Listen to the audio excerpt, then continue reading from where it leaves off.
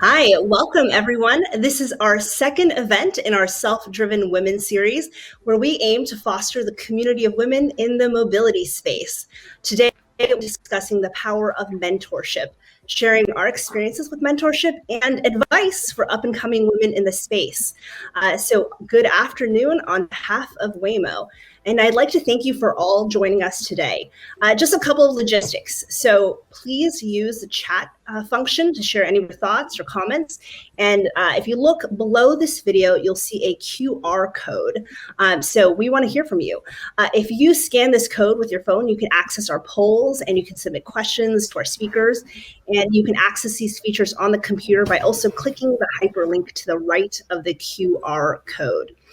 We've already received a ton of great questions from all of you, and we'll try to get through as many of the relevant ones as possible. And let me just take a moment to introduce myself. I am Annabelle Chang. I am the head of State Policy and Government Affairs, where I oversee our U.S. state legislative, policy, regulatory, and government affairs work for Waymo. I've had a long history in transportation, previously working as vice president of the Bay Area for Alaska Airlines, where I oversaw the merger with Virgin America, and also served as a director of public policy at Lyft, where I was one of the early employees who brought ride-hailing to the U.S. markets.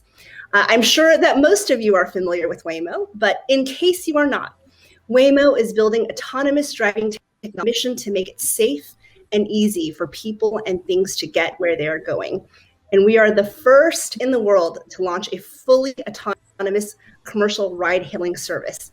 And I had the incredible experience of riding around in one of our fully automated Waymo ones over just the last 2 days in Arizona. And I hope that all of you will eventually get that opportunity as well. Today, I have the great honor of moderating a discussion about the power of mentorship, what mentorship means to the group of panelists here, how to find a mentor, and how to be one. So there's a lot in our first discussion that came up, and this was one of the most popular topics, so we wanted to make sure to tackle it. So let me take a moment to introduce our panelists. And I'm going to ask them a fun question because we are closing out of the pandemic about where they are dreaming of going on vacation next. First, let me introduce Anca, a professor at UC Berkeley and a research scientist at Waymo. Anca, where do you want to go on vacation? I have a plan to go to Spain. Ooh, that sounds fabulous. We next have Lien, Director of Business Development for Autonomous Solutions at Hexagon. And Annie, where do you want to go? I would love to go to Africa to see safari. That also sounds exciting. And then we also have Justyna Zander, NVIDIA Global Head of Verification and Validation for Autonomous Driving. And Justyna, where are you going to go next, or where do you want to go? Hello, everybody. I would go to Dance and Music Festival. Got it. Now, I want to take a moment here. It has been 450 days, who's counting, of the worldwide pandemic, and it's been hard for all of us, in particular for women. 5.4 million women across the globe have lost their jobs. And this has placed a disproportionate burden on women, particularly those with caregiving responsibilities, and has led to an incredible rise in burnout. As a result, I don't know if you've seen some of the reports around, we're actually seeing the deepest continued decline in female workforce participation since World War II. And so this group and Waymo, we recognize that it is more important than ever to provide support to our fellow women in the workplace. And we still have a long way to go, and we need to help build each other, particularly in historically male-dominated industries like autonomous driving, automation, tech, and automotive.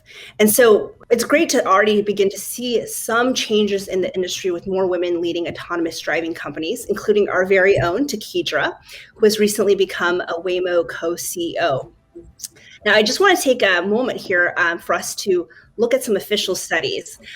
So we know that 63% of women have never had a formal mentor at all.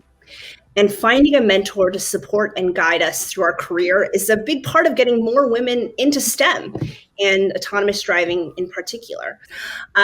Now, we want to know, what does it mean to be a mentor and what makes someone a good mentor? And I've also heard the word sponsor thrown in there. So would love also to take the time to talk a little bit about a sponsor. Anca, I know that you have quite a bit of experience in this field, so would love to hear from you. Great. Yeah. So let me start with the first part, which is you asked this very deep question: what makes someone a good mentor? And I'm going to list a number of properties. You don't have to find them all in a single mentor, but I think it's a useful set of properties to kind of keep in mind and try to end up with mentors that can help you cover all of those different areas.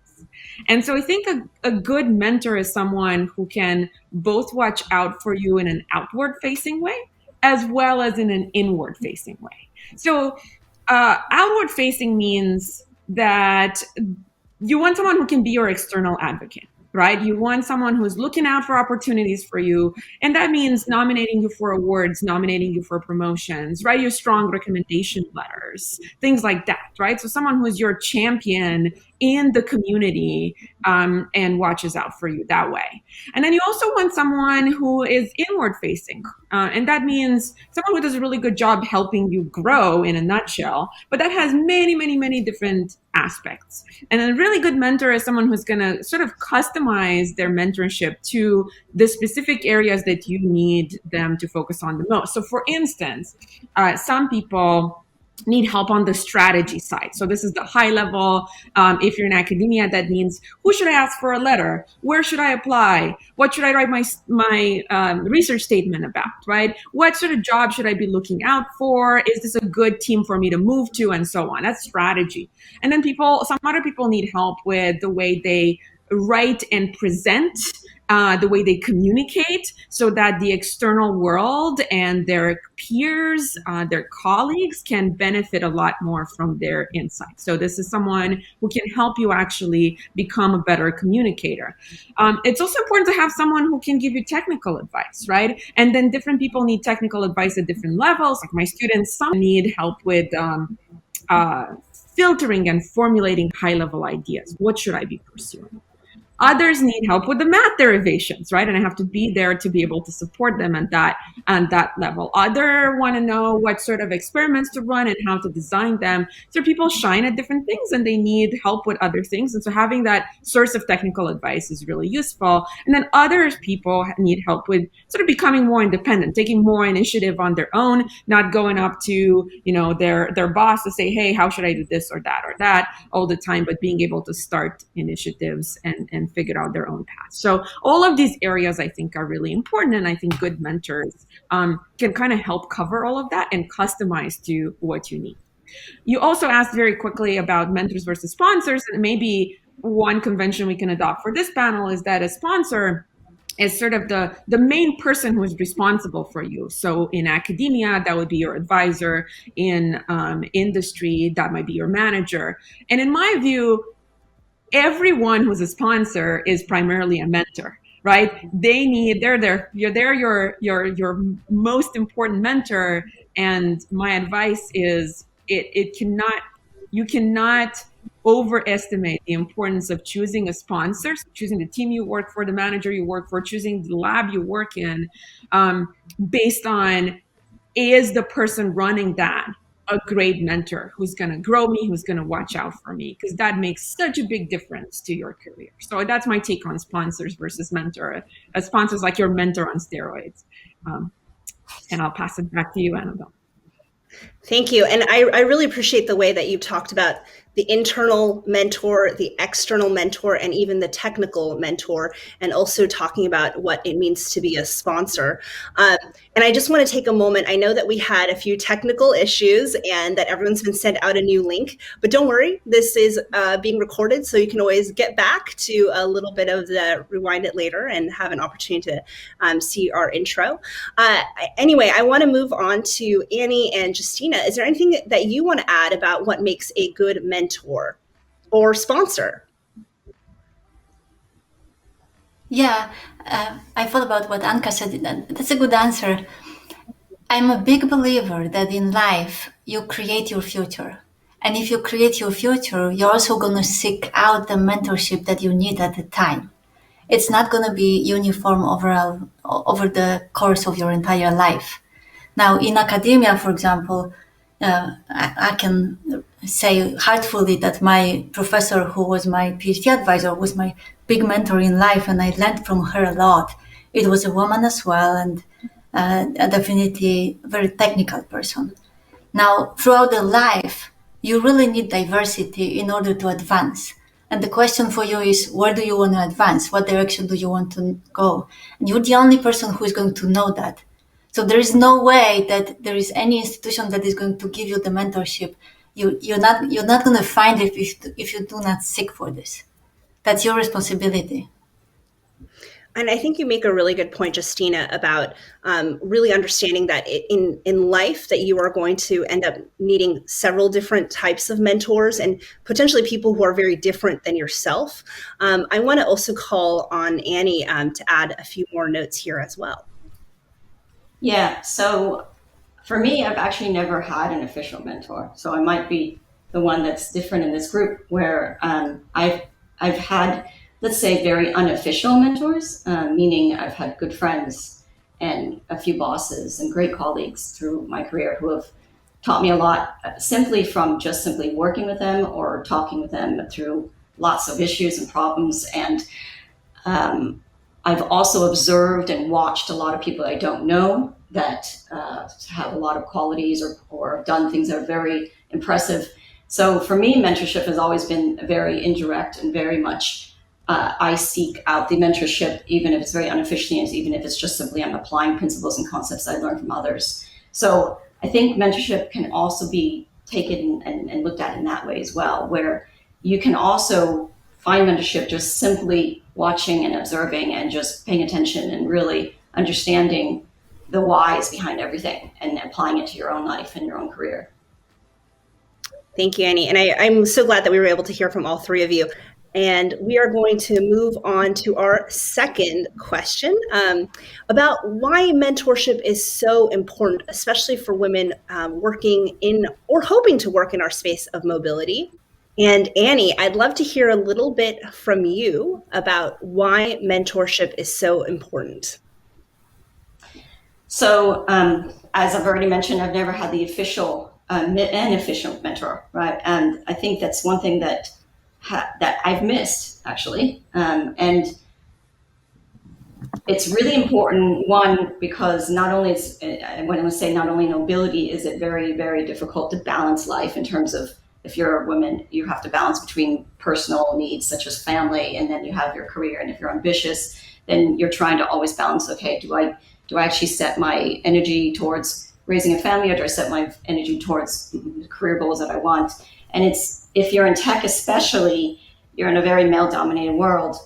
And as much as it has improved, I think we can all agree that there's still some innate and some deep-rooted biases, right? So, for example, there's definitely a double standard in everything. I would be so wealthy the number of times I've been given the feedback that I'm too outspoken, but yet my male counterpart would be told, oh, your opinions are always so appreciated, and it's great that you're so open and direct and transparent about your ideas, right? And the number of times I've been told, oh, I might be too aggressive and I should tone it down, whereas a male counterpart might be given the feedback, oh, it's great how hard you push things to the impressive results and whatnot. So I think that a mentorship is important because you will always face these obstacles and these difficulties. And so it's always good to have one person or several people that you really trust, that you can talk through these difficulties and really try to figure out how to deal with them and know that you're not alone in doing them. And that's very common actually for women in very male dominated fields. So that's why mentorship is really important. At least for me, it's really the difficulties behind the scenes and the hard times that you will always face, that mentorship is really, really critical to keep you going and to make sure you have sort of a balance in that and your perspective on things. And thanks, Annie, for being vulnerable and sharing a little bit about your own past experiences and the feedback that you've received. And I think you're absolutely right that we know that mentorship and having those frank conversations have a direct impact on career. And, you know, it shows that 5 times more likely if you have a mentor that you are able to get promoted, and because of that opportunity to get that frank feedback. I'd love to have Anca add a little bit more as well. Yeah, on that promotion side, I think your question was very good. It's not just about why a mentor is important in general, as I think everyone benefits tremendously from mentorship, but it's also about why specifically for women, or why specifically for women in mobility. And one thing that comes to mind for me is that there's there's several studies that show a difference in gender in terms of self-confidence. And it turns out we don't start like that. But as we grow up, girls end up becoming a little less self-confident than boys. And I think what a mentor can do is be there to sort of push you and empower you to go and grab certain opportunities that otherwise you might not feel confident enough to go for. That means, for example, saying, hey, there's this award out there. You should probably apply for that. And you might feel like there's no way I'm going to get that. What are you talking about? But they might reassure you and say, no, I actually think you have a really good chance. And I see that happening, you know, this need to push women sometimes more than with men, and I think this is one of the roles that mentors can play, and then that is part of what leads to you actually go up for promotion earlier, you know, because someone tells you, no, you've done really well. You should actually go off and do this. And so that, I think that's another aspect, besides what Annie said, which is I 100% agree with. I think this is yet another facet of what mentorship can do. And you're spot on, Anca. Thank you so much for sharing that. I know Justyna also wants to share a little bit about her experience as well. Yeah, the way I approach it in my life is that I always look at the person I want to be. And it's going to be a person in 5 years, in 10 years. And if I find someone who represents who I want to be, I would either reach out to that person or just observe this person in silence, so to say. It doesn't necessarily mean that you have to interact with someone one-on-one all the time, because it depends on the level that you're talking about. Example, NVIDIA CEO is obviously a very, very seriously busy man. But what I do, I watch every single interview that he gives so that I learn the way he thinks. And I learn the way he puts things together. I take notes. I have a lot of drawings from every single meeting I go to where he presents something or creates something new. And that's also kind of a mentorship. It does not have to be a human being every single time.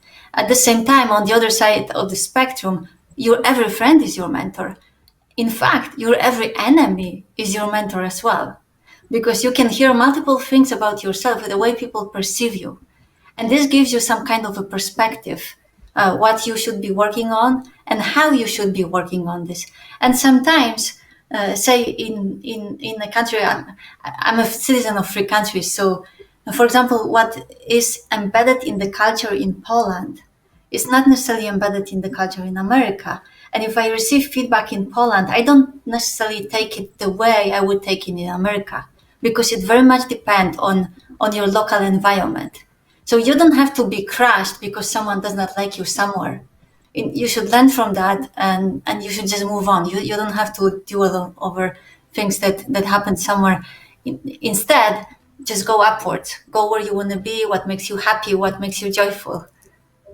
That's an easier way to deal with life. Yeah, thank you, Justyna. And actually, I'm seeing a common thread here from all 3 of you, which is that a mentor actually helps you provide perspective on you, right?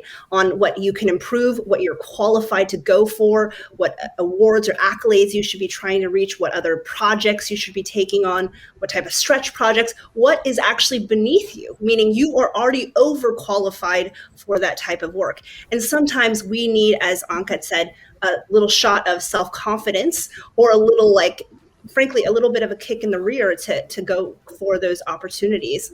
And I think it's a really great point. Now, Justyna, you had talked a little bit about your own personal mentorship experience, and I think it helps us kind of really contextualize, what do we mean by mentorship? How is it supposed to look like? Do you need to have a formal mentor, or do you want to have a more informal mentorship like Annie was talking about? So let's talk a little bit more about that. And Justyna, I would love to hear from you. So I'm going to give you 3 examples. One, in the academic life, when I was doing my PhD, Professor Ina Schifferdecker, who was my advisor, was also my mentor. I'm not sure she would say that, but I would definitely consider her to be that person. And to this day, we're in contact. To this day, she looks out for me. Obviously, not so much professionally. It's more like, how are you doing and how are things going for you? So that's one example. And creating this long-lasting relationship really matters. You want to create long-lasting relationships with everybody who means something to you, because you're going to need these people's advice throughout your life. So that would be one example. Another example I wanted to bring up too is institutional mentorship. So, for example, in Germany, I was part of the German National Merit Foundation, which is encapsulating the student and postdocs of Germany, who are like 0.3% of the entire population of academia. And the reason it was a useful experience was because they had a program of excellence. They were telling you what they expect from you today, but what they also expect from future leaders in Europe. So that gave me this kind of like understanding that it's not about you. It's really about what you're going to contribute to the world and why you want to do it. You also have to know yourself and understand what drives you in life. Because this driver, you don't want to get rid of it. You really want to keep your passion throughout your life. So that's another example. And the third example would be, to me, America is my mentor. And the reason I'm saying this is because it's been always my dream. It was my life's dream to be part of America and create the technology in Silicon Valley, the way Silicon Valley was projected to us, projected to us in Europe. And what I learned in life is that not everything that you see is the reality. You really have to have some kind of common sense to be able to distinguish between what is the dream and what is the reality you are living in. And then how do you want to combine those two so that you don't only care for yourself, you really want to care for your passions and how those passions are going to create the world or change the world. So to me, at the end of the day, the impact was the most important, not necessarily what I take, but more what I give. And it's been like that since forever, since I was like 6, and it stayed like this. I think it's going to stay like this. And Justyna, I really appreciate that. I think it's helpful to understand 3 different categories of individual, of the sort of institution, or even a group of people. And third, for example, you had even mentioned a country or a culture as being a mentor. I'd love to hear a little bit from Anca and Annie if there's any particular sort of experiences in any of those 3 categories that you would like to highlight for this group. Yes, I can add. I agree 100% with Justyna. A lot of things that Justyna has said have really been spot on in my experiences as well, because I'm also come from a different culture. My family were immigrants, and I actually come from a different class as well. My parents have always been very working class, struggled financially, etc. And so I've learned a lot through the different cultures from what I grew up in at home and then being raised in America. So I think Justyna really hit a really good point here, that you can learn not only from people, but from lots of entities in general, including different cultures, right? It's not necessarily a country, it's more of a culture of a country, I think is what it is. And take the best of both worlds, or the best of several worlds that you've been exposed to or that you've been taught in. And I think that's one thing that was really spot on as to what Justyna brought up. And I want to also talk about the topic of perspective that you bring up, that we have a common theme here, perspective. I think that in order to have perspective is not only dealing with different cultures and then different people you come across, and also if you come from academia and go into industry, then there's different types of fields, etc., that you can learn from, but you can also get different perspectives. Just simply knowing yourself really boils down to, and Justyna started touching about this, is that you really have to think about what you represent deep down inside and what's important to you first. I think is one of the key factors as well, right? What are your values? What are your morals? Just Justyna mentioned, what do you want, or what do you see, and what are your dreams in 5 to 10, 20 years? That's really about getting really deep inside of yourself and really getting that perspective first and foremost, and then you can really get out and now try to find the mentorship in whatever form it is to really understand your perspective and try to reach your goals accordingly. And on that, thank you. Go ahead. Thank you. On that, Annie, I think Justyna said something early on that really resonated with me too, which was, you kind of have your enemies are your mentors, right? Something like that. And I think for me personally, I've learned the most from individual people, but indeed, some of those individual people have been in official mentoring capacities. Some of them have just been around and took an interest in helping me. And then some people have been people who have criticized me, but then I've learned so much and been able to change so much based on hearing those critiques. So I think that's kind of an important spectrum. You're asking about personal experience, Annabelle, and I'm from Romania. I moved here for my PhD, and I went to college in Germany. And even in high school, I had someone who really watched out for me and said, you know what, Anca, I think you should apply for college abroad. And I said, well, that's crazy. How am I going to apply for college abroad? I grew up thinking that I'm going to go to college in Bucharest. How is this even going to work? And she kind of outlined the steps that I would need to take. And part of that required sort of getting some tutoring. And she offered to tutor me for free. Even though, that normally she would charge a lot, because I wasn't able to afford the tutoring, just so that I'm able to actually go and apply for those opportunities. And that really stuck with me. As someone really going above and beyond to make sure that they're giving me the opportunities that I could really benefit from. And later on, I had a fantastic PhD advisor who taught me a lot technically, and sort of a lot beyond that, right? About how to be a good academic. And then nowadays, I just want to share that I'm in this kind of best of both worlds situation, that I'm at UC Berkeley as faculty and as my full-time job, but I also consult for Waymo.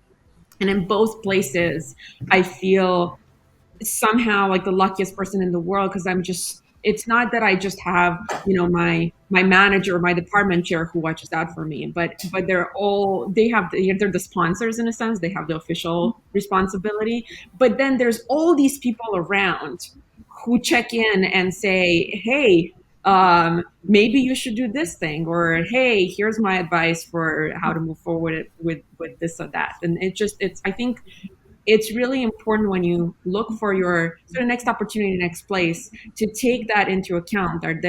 Who's my sponsor going to be, but also are there people around who are just going to basically have my back and watch out for me? And that makes the world of difference in terms of how you experience the place you work at and how your career moves forward. And Anca, I think you mentioned this sort of at the top, which is about how we define sponsor versus mentor, and how a sponsor can also be a mentor. I think you addressed the idea of sponsorship in two different ways that I think are really important for this group to kind of think about and understand. One is that a sponsor can help you navigate a promotion process, for example. What is the best promotion packet that you can put together? Who are the most important people that you need to talk to or build relationships with? How did that person get to that role? And they can kind of give you the backstory, right? But then also in sort of the academic world or if you're trying to, really build your reputation, what are the next steps? Like you said, like what should I be applying for? How do I even apply for that? And we think of sponsors more as like really your day-to-day champions that can help you with really some of the things that are impacting you on a career basis at the particular job or in your particular role. And then mentors, maybe even as a more holistic, like we had talked about, sort of lifetime mentors, or if you're looking for a shift in your career, how are they going to help you with that? So there's a little bit of a distinction in how we view mentors and sponsors, but of course, if you're to put a Venn diagram, they really do overlap. But I also want to take a moment here to look at one of our next poll. And actually, I'll let Justyna reply to that really briefly. Right. So to that point about promotion, I just want everybody to think that promotion is not your goal. It may happen, it may not happen. What is really your goal is the next challenge that you want to tackle, because this is going to drive you. You want to be pulled to what you're doing as opposed to chasing something. Chasing promotion is really not the way. It never worked for me. And I'm not sure whether it's ever going to work for me. The reason is because I'm very impatient. So I go and chase the challenges. How do I solve them? Why do I want to be part of that? Because we are self-driven here. So in self-driving, about 6 years ago, I recognized that the next challenge for self-driving is going to be the semiconductor industry to put the chip in the car. Now, fast forward 6 years, I personally believe it's going to be the cloud and the infrastructure in the cloud that is going to be the game changer for the self-driving industry. So every say 5 years, there is a new challenge coming for the industry, and you want to be part of this, or at least you want to decide whether you want to be part of this. I'm a big believer in chasing challenges. Much nicer. And Annie, you also wanted to share something. I agree 100%. I've always been driven by challenges and problems and solving them. I've never been driven by promotions. I've never been driven by the titles. And matter of fact, if anything, I've run away from them because oftentimes, if that's what you're focused in, then you have to sacrifice what your passion is. And by the way, Justyna, I agree with you. Cloud is definitely part of it, and I would also add data. That's why, as I think you'd agree. So, but we can talk shop and offline. But yeah, definitely 100% agree with what Justyna has just said. But I'm going to push on both of you, Annie and Justyna, which is that when you are pursuing those challenges, you should have the title that recognizes the impact of your role. So we do not want you undervalued, undertitled, undersalaried. So I will just add that to this conversation. Very true. Yeah, I fully agree. Absolutely. Good. Well, we talked a little bit about sort of what it means to be a mentor. How do you even find someone to become a mentor for you? I would love to hear from the three of you if anyone's had any good tips or tricks along the way. Anca. Yeah, I have a little bit of one on the first part of how do you approach someone. So this is where I think sponsors are really important because that's kind of part of their job. Part of their job is to get you connected with other people who should know you. And one of the best ways to kind of approach people if you don't know them already and you're a bit uncertain is to actually tap into that resource and ask for your sponsor, which again, advisor in academia, maybe manager in industry, to make that kind of introduction and connection for you.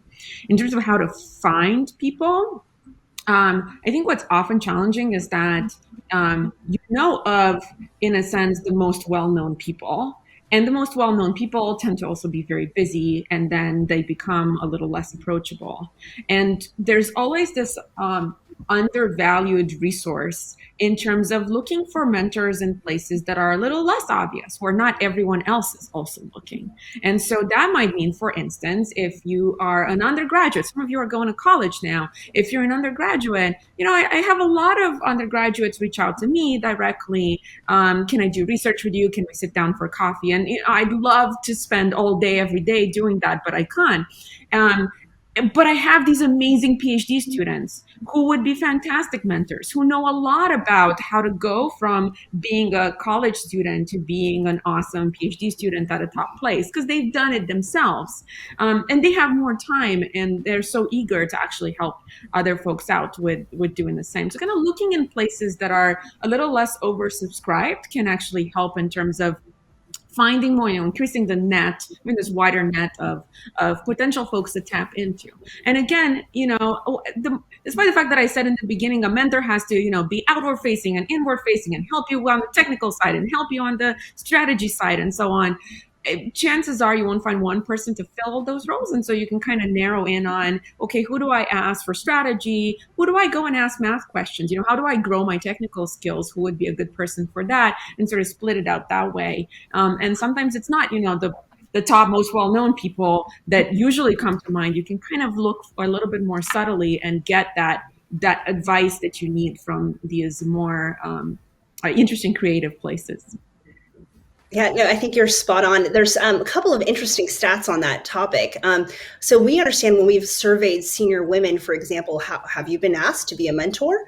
Only 54% of senior women have actually ever been asked if they would mentor, and 20% have never been asked to be a mentor, if you can believe it, which is pretty staggering. And so you're absolutely right, Anca. Like, you should throw really a wide net, because those folks that don't often or have never been asked to be a mentor are probably really, number one, flattered, and number two, have more of the time and capacity to actually share their network, share their knowledge with you. And so that's a very good point. I mean, and I think you also make a really valuable point is we're not looking for one individual mentor or one institution to have the whole answer, right? Like that is probably unrealistic. And oftentimes, and I'll just share from my own personal experience, you may have a mentor at one stage in your life, frankly, at one workplace in one period of time.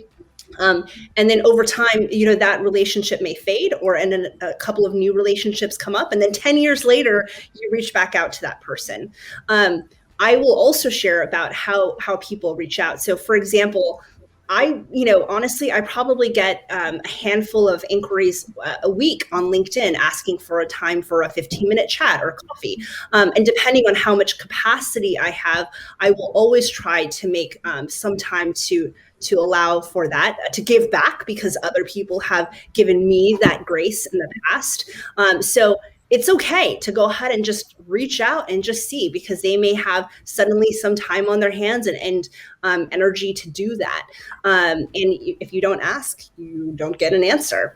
And Justyna, I would love to hear a little bit about your thoughts. I like that. I really like your answer. All you need to do is ask. And then be persistent, because if you get a rejection here or there, it does not mean this person does not like you, didn't want to work with you. It just means this person is in a phase of a life that you don't fit. It does not mean it's been always like that. It does not mean it will always be like that. It is what it is. Move on to someone else and find yourself the right people. I've been asked multiple times. I asked myself multiple times. One example is my dear friend Peter Diamandis, who also was my mentor for some time when I was at Singularity about a decade ago. He always says that you have to have a mindset of abundance, which means you create your own future and you create your own pipeline to your mentorship. If it does not work today, it may work in 5 years. You don't know. You have to be strategic how you design your the challenges that you take on, and then how you design the next steps after you learned about how to solve the challenge. That's part of your mentorship as well. And that's spot on, Justyna. I also want to add, you make a tangential point, which is that your mentors may not look like you. For example, what's really interesting is that we find that 70% of women prefer other female mentors, but the reality is, you really should be looking for mentors outside of your peer group. Those who look just like you, right? Because they offer you, as we had talked about at the top of the hour, some of those insights and guidance that you may not ordinarily have access to. So I just wanted to flag that. And you're absolutely right also about abundance. Maybe it doesn't work out the first time around. I mean, if you think about the LinkedIn requests and LinkedIn messages, it feels very abstract.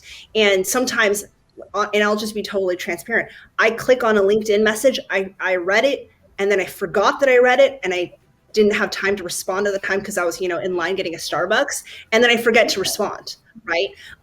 If that person reaches out again, it's no like, sweat off my back, it's no sweat off their back. They just copy and paste and send their message again, right? And so it's totally okay to be, pursue a couple of different people and see, and frankly, you never know who you might get a response from.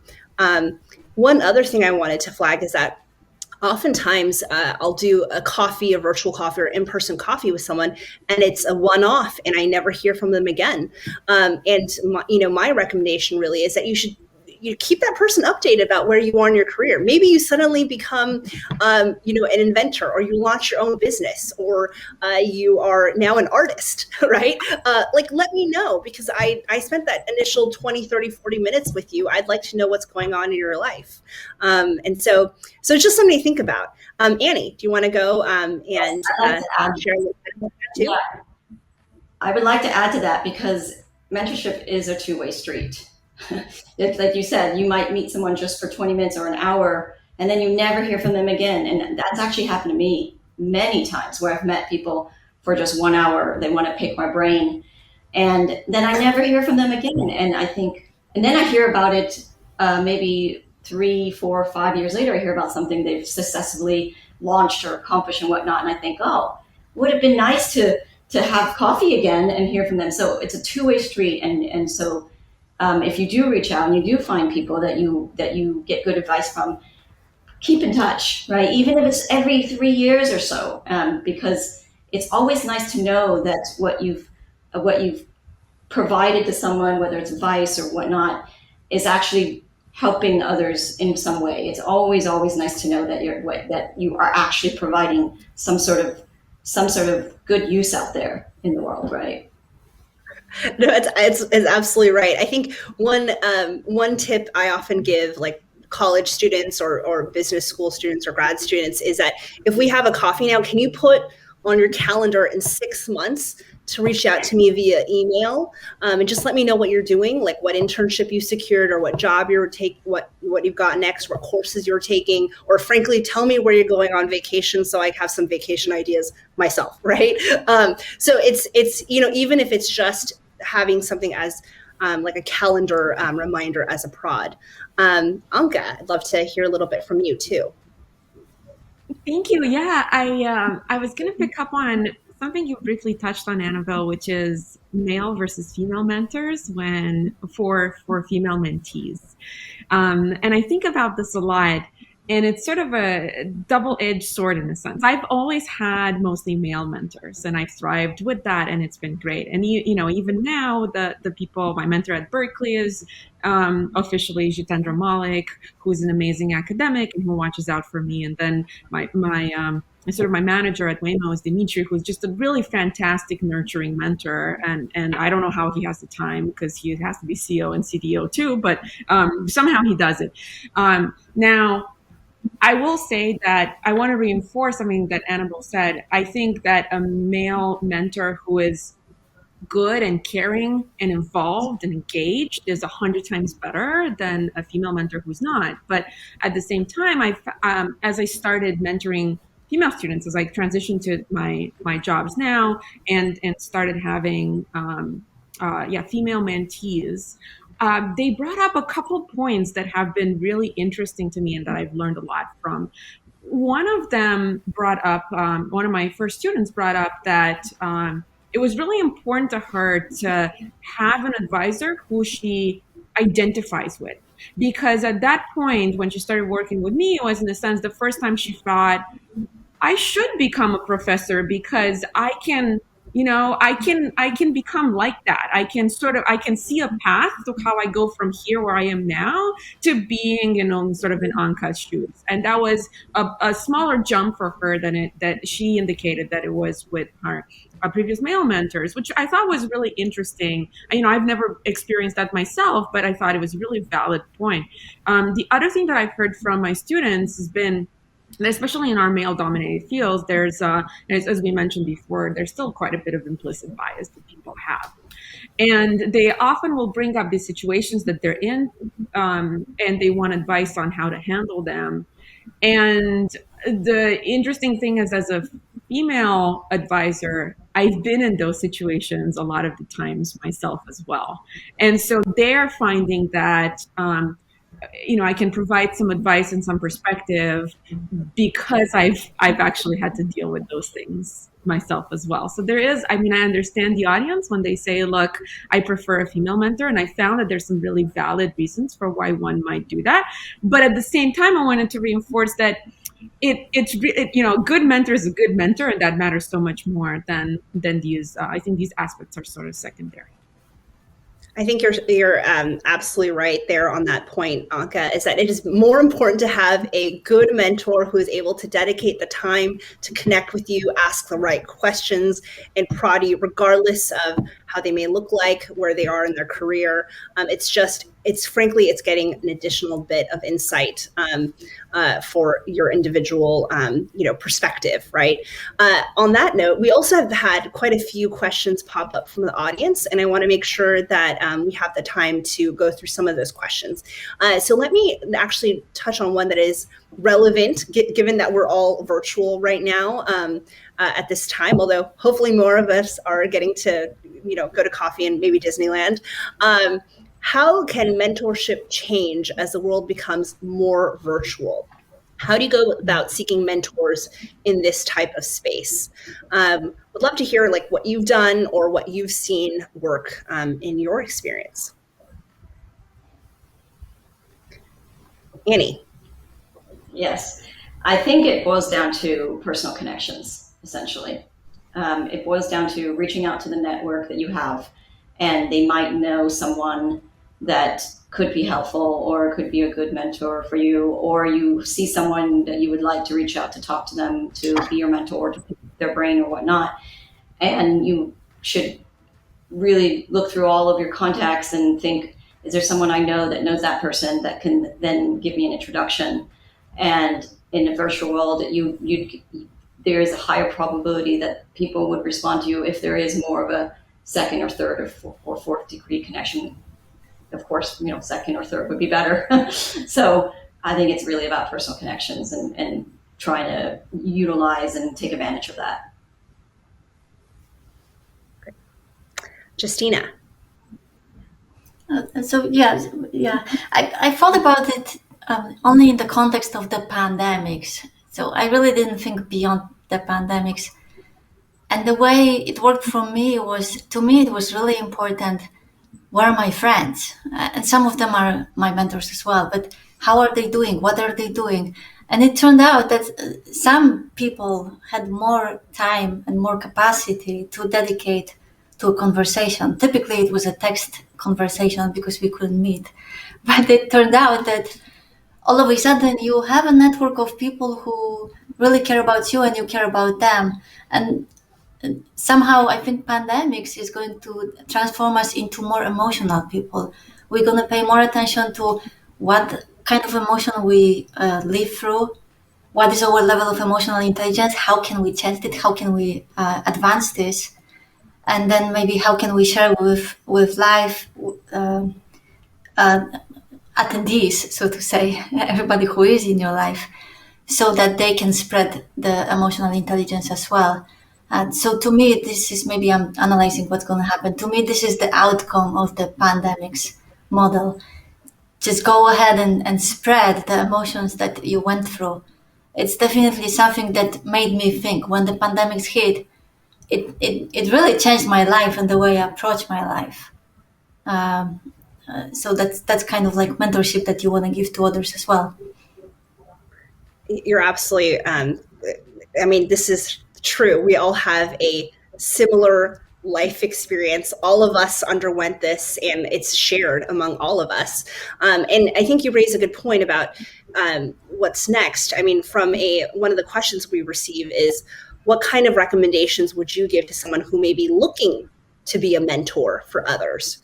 And I'll give a quick example here. I mean, when a college student or a grad student reaches out to me and says, like, is talking to me, I say, oh, well, given that you have this particular interest, I actually know the exact person that you should talk to, right? And kind of what you're saying, Justyna, you also have this network of people that you're realizing that maybe they are looking for opportunities to mentor others for just 20 minutes or 30 minutes, that kind of thing. And that's part of us, being in this point of our careers. So I'd love to hear a little bit about how you've been approached to be a mentor, and how you look for mentees, for example.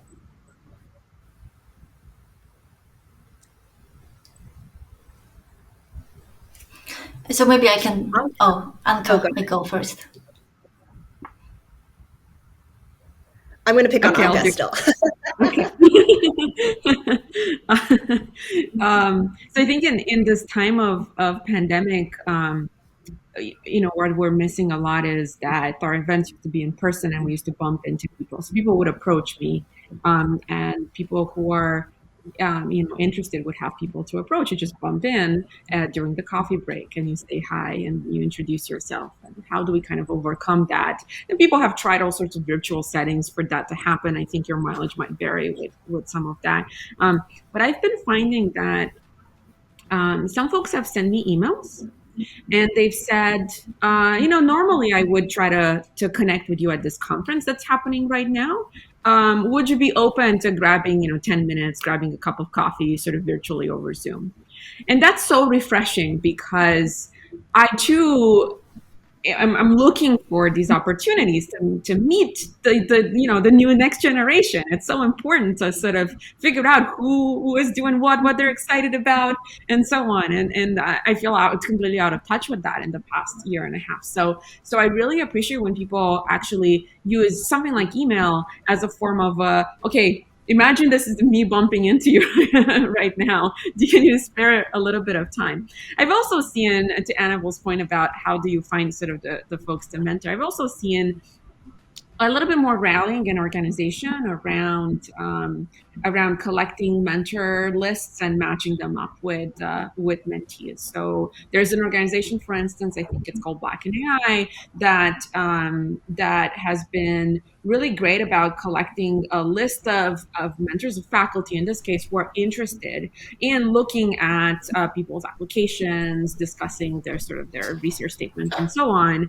And you just kind of sign up to be one of these people, and then people who are interested in your advice just have a good list to go to, and they contact us. So that's been working out, I think, pretty well as well. It was been, the silver lining is that it's been almost like it's incentivized us to kind of get it together and be more organized about it, and not rely so much on chance encounters. In a way, maybe that's a good thing.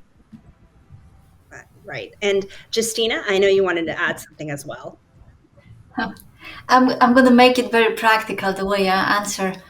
So because NVIDIA is very heavily hiring nowadays, every new hire or every new interviewee is someone who you have to mentor, because they may become part of the family, so-called NVIDIA family. So that's an opportunity to be an active listener. And I think what we learned in the recent 2 years is that we have to learn how to listen, how to understand what people actually are saying and why they are saying what they are saying. In the technology world, it's extremely important to understand the reasons why people take decisions about the design the way they do, and what are the implications. So to me, it's a very practical skill now to be able to mentor and also be mentored if I hear feedback from others, just on a daily basis. And I recommend to everybody to just listen harder. That's really like, like Schwarzenegger sometimes is saying, well, sleep faster and work out faster and just create your life in every little dimension. I think listen harder is the yet another dimension that humanity has to build to advance. Thank you, Justyna. And I just want to thank all of our panelists today, Anca, Annie, and Justyna, for spending the time with us, even in the virtual world. All of you have been fantastic mentors to others and have also received mentorship in all of its different forms. And I hope that for all of you that were watching today, that you picked up some practical tidbits. Keep an eye out for an email from us with a short survey, and we'll continue to take your ideas for how we can continue to make this Self-Driven Women series practical and valuable for all of you. Thank you again for joining us. Really appreciate your time, and listen harder. Thank you. Have a great day, everybody.